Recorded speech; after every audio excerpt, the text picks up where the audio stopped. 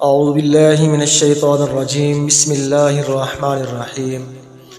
رمضان المبارک میں تراویح میں قرآن سنانے والے حفاظ کی حوصلہ افزائی کے متعلق ڈاکٹر اسحاق عالم صاحب نے انتہائی منصفانہ تجزیہ تحریر فرمایا ہے۔ آپ بھی پڑھیں، سنیں، سوچیں اور عمل کریں۔ ایک کڑوی بات، رمضان المبارک میں ایک عرصہ سے یہ مسئلہ اٹھتا ہے کہ تراویح پڑھانے والے حافظ صاحب کو اجرت دینا جائز ہے یا ناجائز، اور یہ بات دھڑلے سے کہہ دی جاتی ہے کہ یہ حرام ہے۔ مجھے اس کی حرمت کے سبب پر آج تک شرح صدر نہیں ہو سکا۔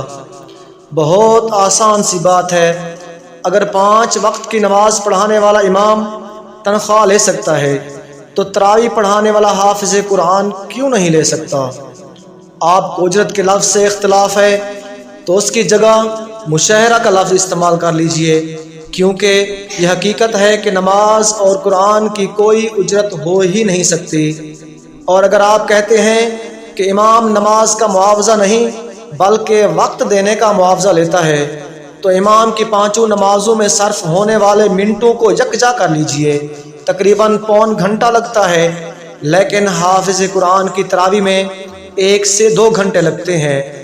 پھر امام صاحب نماز میں جو تلاوت فرماتے ہیں اس کی تیاری بھی نہیں کرتے، اکثر تو مصلی کی طرف جاتے ہوئے یا بعض اوقات اکثر تو سورۃ فاتحہ پڑھتے وقت ہی کسی سورت کا انتخاب کر لیتے ہیں۔ لیکن دوسری طرف اگر حافظ قرآن کو دیکھا جائے تو وہ صبح سحری کے وقت سے رات تراویح میں سنائے جانے والے پارے کی تیاری کرنے بیٹھ جاتا ہے۔ اس دوران اپنی کئی ضرورتیں قربان کر دیتا ہے اور کتنی ذمہ داری کے ساتھ ہر چیز کا خیال رکھتے ہوئے تراویح پڑھاتا ہے۔ کیا اسے لفافہ دینا جرم ہے؟ فقہا لکھتے ہیں کہ ماہ رمضان میں اگر کسی مسجد میں کوئی اعتکاف بیٹھنے کے لیے تیار نہ ہو تو اہل محلہ کو چاہیے کہ کسی کو معاوضہ دے کر اعتکاف میں بٹھا دیا جائے۔ اگر ایک شخص معاوضہ لے کر اعتکاف میں بیٹھ سکتا ہے تو حافظ قرآن اگر تراویح کا معاوضہ لیتا ہے تو اس میں کیا حرج؟ بہت سے علماء تو اس بارے میں اتنے سخت ثابت ہوئے کہ معاوضہ یا مشاہرہ کیا ہدیہ لینے سے بھی ممانعت فرماتے ہیں۔ اس کا سبب یہ بیان کیا جاتا ہے کہ اگر آپ قرآن نہ سنا رہے ہوتے تو کیا آپ کو یہ ہدیہ ملتے نا، بس تو یہ بھی قرآن سنانے کے عوض میں ہی مل رہے ہیں، لہٰذا حرام ہے۔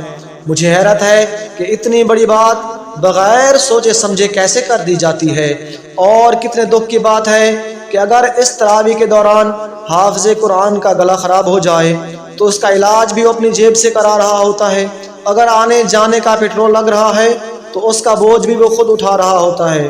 میرے دوستو، ان حافظوں کی حوصلہ افزائی کیجئے، معاوضہ ہو یا ہدایہ خوب بڑھ چڑھ کر بھاری بھرکم دیجئے، ہو سکے تو حج اور عمرے کا پیکج دیجئے اور قرآن کریم سے محبت کے بدلے میں دیجئے، اس پر اللہ آپ کو ضرور اجر عطا فرمائیں گے۔ تحریر مولانا ڈاکٹر اسحاق عالم صاحب۔